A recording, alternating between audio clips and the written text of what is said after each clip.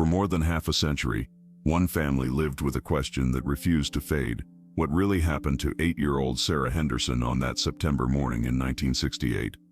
The case went cold, buried under time and forgotten evidence. But decades later, one man's determination, new technology, and relentless investigation would finally expose the truth hidden in plain sight.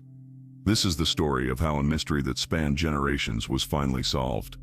For decades, Margaret Henderson's home had been filled with boxes of notes, newspaper clippings, letters, maps, and photographs. She had spent her entire adult life trying to solve the disappearance of her daughter Sarah, carefully collecting every piece of information she could find. Over the years, the collection grew into thousands of documents, stacked in closets, basements, and attics. To most people, it looked like a mountain of unsorted memories, overwhelming and chaotic. But to Michael Henderson, Margaret's son, it was a treasure trove that held clues the original investigators had missed. After his mother's passing, Michael made a decision that would change the course of the case. He began the painstaking process of digitizing her entire collection. Day after day, he sat at a scanner, carefully feeding in fragile photographs, handwritten notes, and faded reports. Every document was labeled, categorized, and entered into a computer database. Michael wasn't just preserving family history, he was building a powerful investigative tool. Unlike his mother, who had worked with paper files and intuition, Michael relied on structure and technology. He believed that patterns, dates, and names scattered across thousands of pages might reveal connections that no one had ever seen when the information was buried in boxes. By turning the collection into a searchable digital archive, he gave himself the ability to cross-reference details instantly. A name mentioned briefly in a 1975 letter could be linked to a police report from 1968 within seconds. Timelines that had once been blurry suddenly became clear. As Michael worked, he discovered how determined his mother had been. She had written letters to police departments, private investigators, journalists, and even politicians, hoping someone would take a fresh look at Sarah's case. Many of these letters had gone unanswered, but together they told a story of persistence. It became clear to Michael that his mother had gathered far more information than any single detective had ever seen. During this process, Michael reached out to Detective Patricia O'Brien, a retired investigator who had worked for the Illinois State Police. O'Brien had not been part of the original investigation, but she had developed a personal interest in the Henderson case over the years. Even after retirement, she occasionally reviewed the evidence, hoping new forensic methods might one day uncover the truth. When Michael explained what he had done, scanning and organizing every piece of his mother's research, O'Brien was impressed. She immediately recognized the potential of combining this historical material with modern investigative techniques. Michael's approach was different from his mother's in one key way. Margaret's search had been fueled by raw emotion, often leading her to chase unverified theories out of desperation. Michael's motivation came from a deep desire to honor both his sister's memory and his mother's lifelong struggle. But his strategy was disciplined and methodical. He understood that solving Sarah's case wouldn't bring his family back together, but allowing the investigation to end with his mother's death would mean that decades of effort had been wasted. This combination of heartfelt determination and modern methodology marked the beginning of a new chapter in the Henderson investigation. Michael's digital archive transformed an overwhelming pile of memories into a structured, searchable map of the past, one that would soon lead to breakthroughs no one had imagined possible. The turning point in the Henderson case came more than 5 decades after Sarah's disappearance. On the afternoon of November 15, 2023, Detective Amy Rodriguez of the Illinois State Police received a phone call that would change everything. The call came from the Illinois State Crime Laboratory, where forensic scientists had been analyzing evidence from Sarah Henderson's case using modern genetic genealogy methods. For Rodriguez, who had been working on the case for 8 months, this was the moment she had been waiting for. The breakthrough had started months earlier with Michael Henderson's relentless advocacy.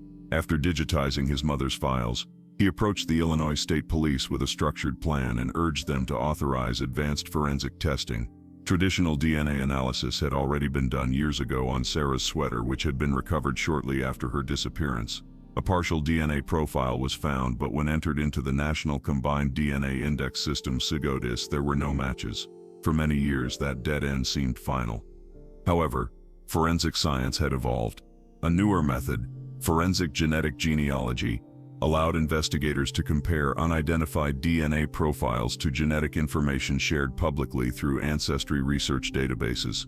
Michael convinced the authorities to fund this expensive process, arguing that the case deserved one final push. His persistence worked. The DNA profile from Sarah's sweater was uploaded to GEDmatch, a public database where people who had taken commercial ancestry tests could upload their data to find relatives. Genetic genealogist Caroline Mitchell was brought onto the case to analyze the results. She spent 6 weeks building complex family trees from distant genetic matches, tracing multiple branches of families back through birth certificates, marriage records, and census documents. Her work eventually led to a single family line rooted in central Illinois during the 1800s. From there, Mitchell followed the descendants forward to the present day, narrowing the possibilities to 3 men who would have been between 18 and 35 years old in 1968 and living within 50 miles of Millbrook. 2 of these men were still alive and agreed to provide DNA samples, which ruled them out quickly. The third name was Thomas James Carlisle. He had died in 2018 at the age of 72. Investigators discovered that Carlisle's DNA profile had been added to CODIS in 2019 after Illinois expanded its database to include DNA from older archived arrests. He had been arrested in 2016 for domestic violence, and his DNA had been collected during that case. When the Henderson DNA profile was compared to Carlisle's, it was a match. Thomas Carlisle had lived his entire life within 2 counties of where Sarah disappeared. Born in 1946, he was 22 years old in 1968. His criminal record revealed a disturbing pattern: minor thefts in his teens, followed by assault and domestic violence charges as an adult. Even more troubling were 2 arrests for unwanted contact with minors, both dismissed due to lack of evidence. For the first time, investigators had a concrete lead supported by science, not speculation. Decades of uncertainty began to give way to clarity. The DNA match to Thomas Carlisle was more than just a clue. It was the key that unlocked a mystery that had been frozen in time for 55 years. Once Thomas Carlisle's name surfaced as the DNA match, Detective Amy Rodriguez turned her full attention to uncovering everything she could about his past. What she found revealed how a dangerous man had slipped through the cracks of the justice system for decades, hidden behind the silence of small communities and the limitations of old investigative methods. The first revelation came from Carlisle's address history. In September 1968, the very month Sarah Henderson vanished, he had been living on his family's property along rural Route 7, less than 3 miles from the intersection where Sarah's bicycle was found abandoned. It was a secluded area surrounded by farmland with few neighbors. Carlisle had inherited the main farmhouse and surrounding acreage the year before, after his grandfather's death. This gave him privacy and control over the property, making it the perfect place for someone to act without being seen. Investigators learned that Carlisle had actually been questioned briefly during the original search in October 1968. However, the interview was routine. A single deputy spoke to him as part of a general canvassing of local residents. Carlisle claimed he had been working on farm equipment the morning Sarah disappeared, and the deputy found nothing suspicious. No follow-up was ever conducted. His name appeared only once in the thousands of pages of reports collected during the massive search effort. Rodriguez began to dig deeper, moving from county to county across central Illinois. She visited courthouses, police departments, and newspaper archives, piecing together records from a time before digital databases existed. Gradually, a disturbing pattern emerged. The first documented assault connected to Carlisle occurred in 1969, less than a year after Sarah's disappearance. 19-year-old Lisa Morrison reported being followed home from work by a man matching Carlisle's description. One night he attacked her in her apartment parking lot. She described a scar on his left hand from a farming accident, a detail that matched Carlisle's medical records. But before the case could move forward, Morrison moved to Chicago and stopped cooperating with police. The case was closed. Through the 1970s and 1980s, similar reports appeared in DeWitt County, McLean County, and Champaign County. Young women between 15 and 19 years old described being stalked and attacked along isolated roads. The attacker would strike quickly and disappear before help could arrive. Each case seemed isolated because the counties worked independently with no shared database or coordinated communication. A major discovery came when Rodriguez contacted Detective Frank Kowalski Jr. His father, Detective Frank Kowalski CERN, had been part of the original investigation. After his father's death in 2009, Kowalski Jr. inherited his personal files, which he stored in his basement. Among them was a folder labeled "Similar Incidents, Unconfirmed Connection." Inside were detailed notes about Thomas Carlyle that had never made it into the official Henderson case file. Kowalski Sr. had become suspicious of Carlyle in 1971 after noticing a pattern of assaults in nearby towns. He conducted informal surveillance of Carlyle's property and documented strange behavior, but without solid evidence, he could not pursue charges. His suspicions remained personal notes, lost over time and buried in a basement archive. Rodriguez's investigation revealed that Thomas Carlyle's violent history had been hiding in plain sight. He had operated just beyond the edge of each jurisdiction's reach, committing crimes that were treated as separate incidents. No one had ever assembled the full picture, until now. For the first time, all the scattered fragments of Carlyle's life were being pulled together, exposing the scope of his hidden history. With the DNA evidence pointing directly to Thomas Carlyle and his violent history now exposed, investigators knew that the next critical step was to search the property where he had lived in 1968. After Carlyle's death in 2018, the farmhouse and land had been inherited by his son, David Carlyle. David lived in Springfield and only used the property for weekend hunting trips. When Detective Rodriguez explained the new evidence linking his father to Sarah Henderson's disappearance, David agreed without hesitation to allow a full search. He admitted that, growing up, he had witnessed his father's violent behavior toward his mother and had long suspected that there were darker truths he didn't fully understand. The search of the Carlyle property began on December 4, 2023. Unlike investigators in 1968, the modern search team had access to advanced tools such as ground-penetrating radar and cadaver dogs, allowing them to examine the property in ways that were impossible decades earlier. The original house had been demolished in 2020, but the foundation and surrounding grounds remained intact. Investigators focused on the basement area, reasoning that if Carlyle had hidden anything, it would likely be there. As they scanned the basement foundation, the radar detected unusual anomalies beneath the concrete floor. Cadaver dogs also alerted at multiple points, indicating that something significant was buried below. Excavation began carefully, layer by layer. What they uncovered stunned even experienced investigators. Buried beneath the old basement floor was a rusted metal toolbox. Inside was a collection of items that told a silent but devastating story. There were pieces of clothing, jewelry, and personal belongings that matched descriptions of items taken from several victims over the years. Among them was a small ceramic horse, faded but still recognizable. This was one of Sarah Henderson's most cherished possessions, part of a collection she kept on her bedroom windowsill. Photographs taken during the original investigation showed the exact same figurine. Its presence on Carlyle's property was undeniable proof that Sarah had been there. The discovery of the ceramic horse was more than just physical evidence. It was the emotional breakthrough the Henderson family had waited decades for. It connected Sarah's memory to a place and a person, transforming a mystery into a concrete truth.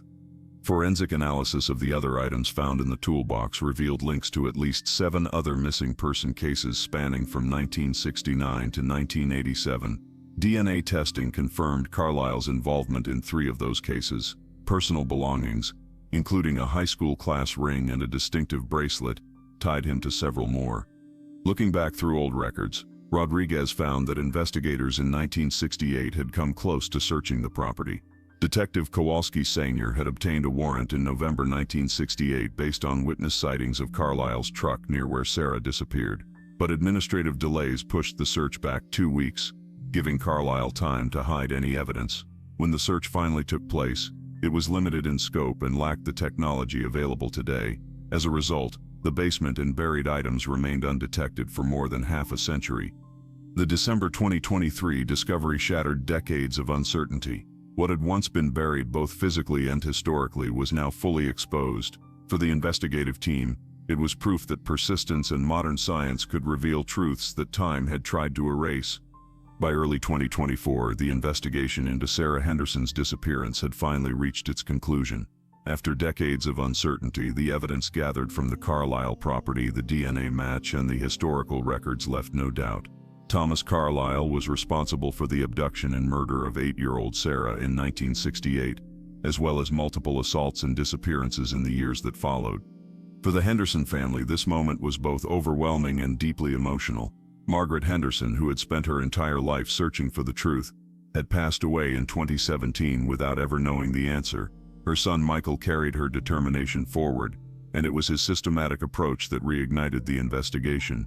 When the final report was presented to him, he described it as a weight finally being lifted after a lifetime of carrying it. The Illinois State Police held a private briefing for surviving family members, retired investigators, and current officers who had worked on the renewed case. Detective Amy Rodriguez spoke about the importance of persistence and collaboration, acknowledging the dedication of previous generations of investigators who had kept the case alive, even when evidence was limited and leads went cold. She emphasized that while technology played a crucial role, it was human determination that ultimately brought the truth to light. Sarah's case was officially closed in March 2024. The district attorney announced that, had Carlisle still been alive, the evidence would have been more than sufficient to prosecute him for first-degree murder and multiple related crimes. Although Carlisle had died years earlier, the official closure of the case provided a sense of justice and recognition for the suffering endured by Sarah's family and the other victims connected to him. Michael Henderson worked with local authorities and community organizations to establish the Sarah Henderson Foundation, a nonprofit dedicated to supporting cold case investigations and providing resources for families of missing children. The foundation aimed to fund advanced forensic testing, offer legal and investigative assistance, and advocate for better communication between law enforcement agencies across jurisdictions. The legacy of this case also reached beyond Illinois. Several law enforcement training programs began using the Henderson investigation as a teaching model, highlighting the value of digitizing historical records, applying modern forensic science to old evidence, and fostering collaboration between retired and active investigators. What had once been a tragic unsolved mystery became a case study in perseverance and innovation. For the Henderson family, the truth brought both pain and peace. The answers they received could never erase the loss, but they provided a clear ending to a story that had defined their lives for more than 50 years. Sarah's memory was no longer tied to an unsolved mystery. It became a symbol of hope for other families still waiting for their answers. The closure of the case stood as a reminder that time can delay justice, but it cannot erase it. Through determination, technology, and the refusal to give up, a story buried for half a century was finally brought into the light. The story of Sarah Henderson is a powerful reminder that even after decades, the truth can still emerge. One family's persistence, combined with modern technology and dedicated investigators, turned a cold case into a story of justice and closure. But for every case like Sarah's that finds resolution, there are countless others still waiting for answers. Behind each file is a family that refuses to forget. If stories like this moved you, help keep these memories alive. Share this story, support organizations that work on cold cases, and stay informed. Your voice can help bring attention to unsolved mysteries and push for the justice that so many families are still hoping for. Don't let time bury the truth. Subscribe, follow, and be part of the effort to keep these stories alive, because sometimes all it takes is one new lead to change everything.